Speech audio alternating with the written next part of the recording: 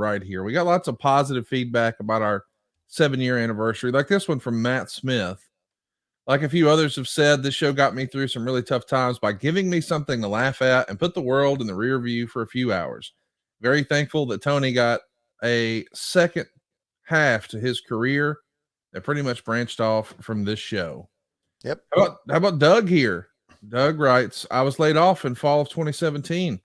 I began listening regularly at that point, and the show really helped me through those dark days. Tony is a key figure in my first wrestling memory. Finding out he's a big nerd like me and a Batman fan was really cool. Thank you for everything, Tony. Really appreciate you and what happened when. How about this little love affair going on here, man? It really means a lot, and I've mentioned this so many times, but it's worth mentioning again.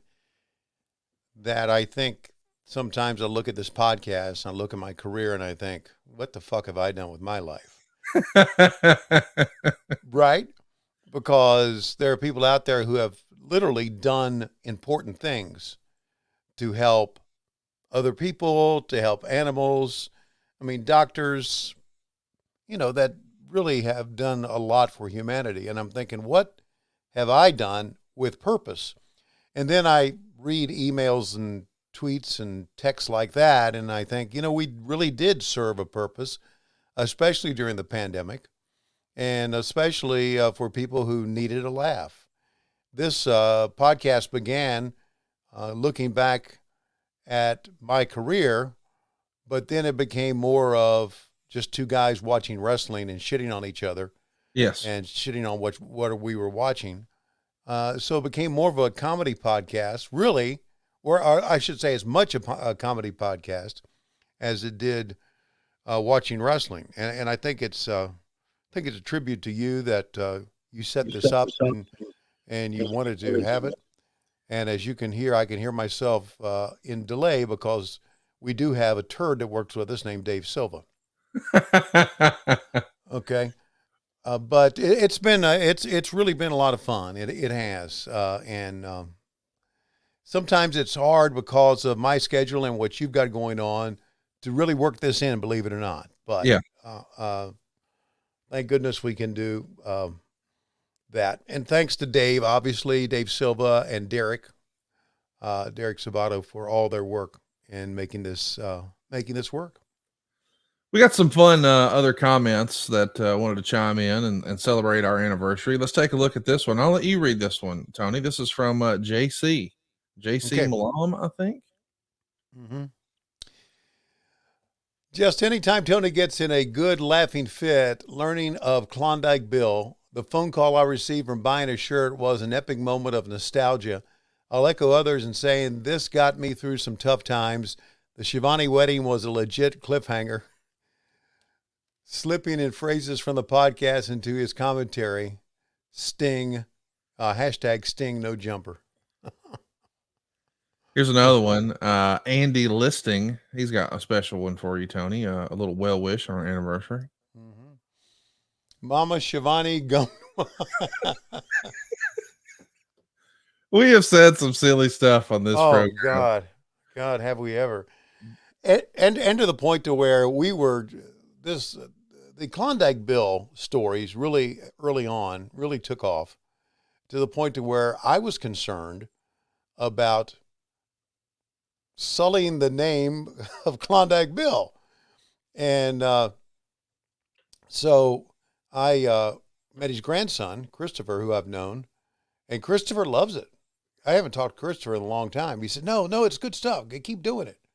So there's one. We brought back the name of Tommy Young, for better or worse. So we did a lot of great things in the past couple of years. We really did. Lots of fun stuff. Lots of fun moments and memories mentioned in the comments. David Watford wrote, way back when we got stories from the original Horseman, when Tony was locked out of the home, like the first time learning about Klondike Bill and his stories, I go way back.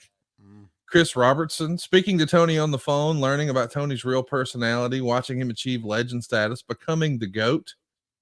Let's let you do the one from Hank Lee here. I think you'll like Heats.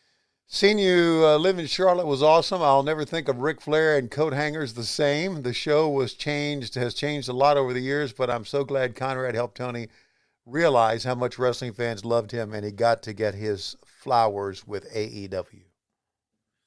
How about your man Thanks, Snoop segment. Dogg? Snoop Dogg. Oh, Snoop. Yeah. You take this one, Tony. Just a little news and notes from the last week. Yeah. Okay. Snoop Dogg reportedly turned down $100 million to pull that thing out, only fans because his wife said no. Hypothetically speaking, Tony, inquiring minds want to know if you were offered $100 million to pull that thing out on OnlyFans, would Lois allow it? I don't give a shit if she allowed it or not. $100 million, you'd never see my ass again. Well, there she is. Hey, look at there. Hey. It's a rare Lois sighting. Lois in the wild. How about that? Does she know it's our anniversary? Lois, you know it's our 7th year anniversary doing this podcast?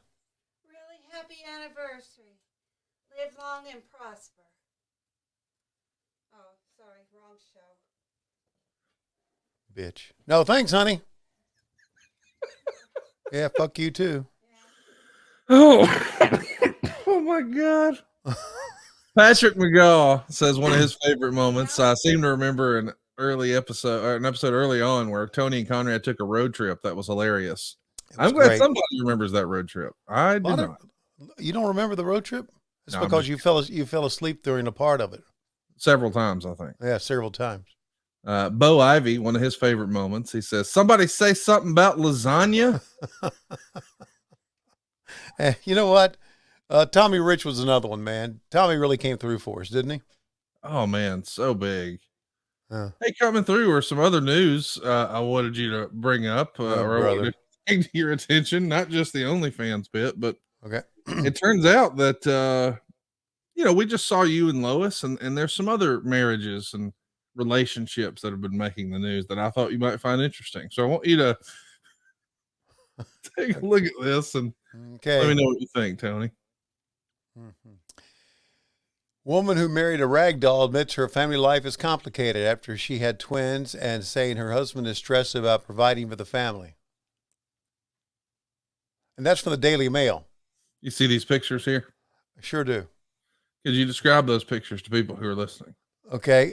There is, on the left, there's one fat bitch holding a rag doll.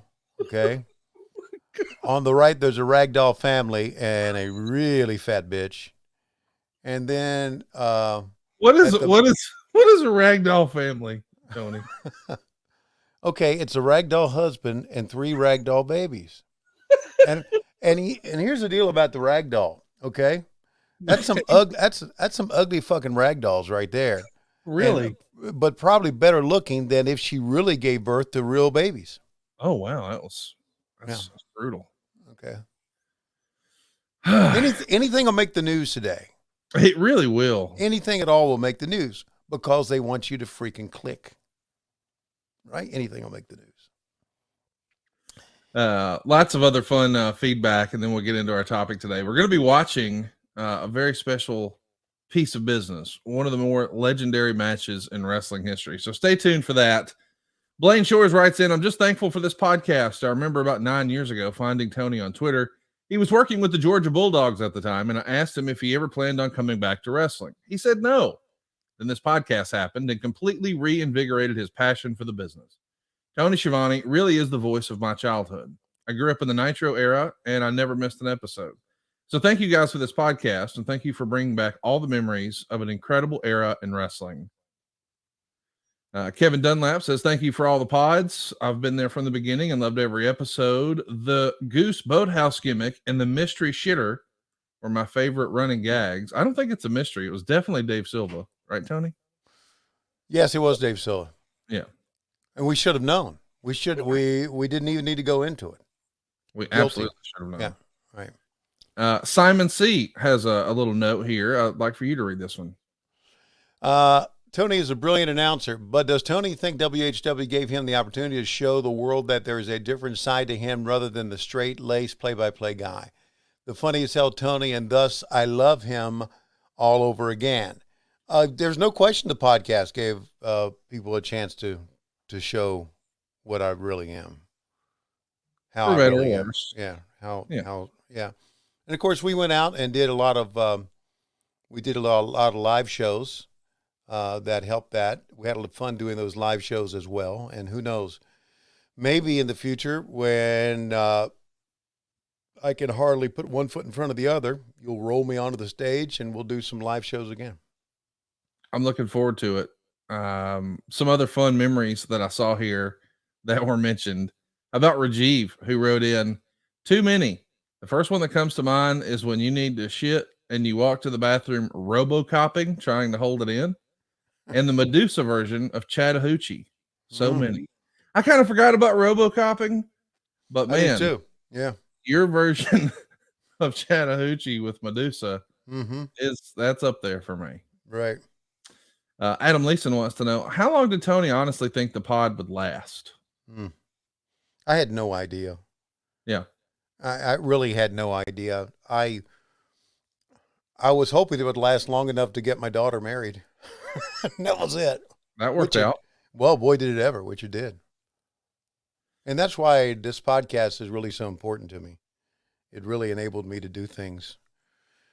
And I remember giving up Starbucks because of this podcast. And I'm thinking, man, when that moment I remembered, I thought that we're really doing something well. If I can give up Starbucks because the podcast is doing so well, then, and just go with Starbucks, Georgia Bulldogs, and baseball, then my life was pretty good back then. And now look what it's become. Matt Godfrey says, what happened when? Can we get a Tony Reed's rap for the anniversary episode? Man, I got so many comments about Tony Reed's rap. Can we do one in 2024? One for the whole year? No, we really can't. Okay. Drew Landry says, I remember when Schiavone could not remember anything. Oh, the best of times. Who was that again? You know who that was. It's your boy, Drew Landry. He's bringing all the good questions every week. Yeah. God. Gerald Jackson said he enjoyed the Jelly Donut Stinkface episode. Thomas Adams really enjoyed the glass bottom boat ride stories and the parking lot panties episodes. Jay Historian Ham really enjoyed you reading Slob on My Knob and Chicken Heads. Kevin Jeffrey thought the Klondike Bill stories were the best. And of course, felt like the Barbarian Tommy Young story was a classic. Kareem said his favorite part was Tony Reed's rap. And somehow we introduced him to the song Candy Liquor. Shane Lander says, you guys are very entertaining. This is the greatest podcast in the history of our great sport. Kevin Dunlap says, thank you for the pod. I've been there from the beginning and loved every episode. Man, there's so many fun feedbacks and moments. Oh, wait, here's one. Let's see what old Tony Atlas is up to. I'll let you take this one, Tony. This is at Real Atlas on X. What's Tony doing over there? Okay, I don't even want to know. Everyone likes to clean their car at car wash, but this is the Tony Atlas shoe wash. White women only. Hashtag shoe addict. Hashtag lick a shoe. While you're at it, step on my face, kick my face, and punch me at the same time. Please and thank you. White women only. They put this on Twitter, bud. People can see this. Good what God. in the world? You know, right? That's what Twitter has done. Twitter has opened the world to idiots, or open idiots to the world. It's good God. I've said this so many times. I don't think Twitter has done much, but what it has done very well is identified the idiots in the world. Yeah. So, thank you for that. We now know he's an idiot. Not the fact that he has a fetish, but the fact that he would put it out there for everyone to see. My goodness. I mean, at least, you kept how you got pink eye private. Some things don't need to be on X. Yeah, I don't put how I'm doing on X. Hey, if I'm dead, you're not going to read about it on X unless some fucking idiot that runs a website puts it on there. And we know there are plenty of those. Dude, if and when that happens, I'm weekend at Bernie's in your ass, right? Well, that's good. I'm dead. I don't give a shit what happens. What You am I saw going to do? You saw what they did with AI on that new WWE video game commercial. Like, I can reanimate your ass. We'll keep this shit going.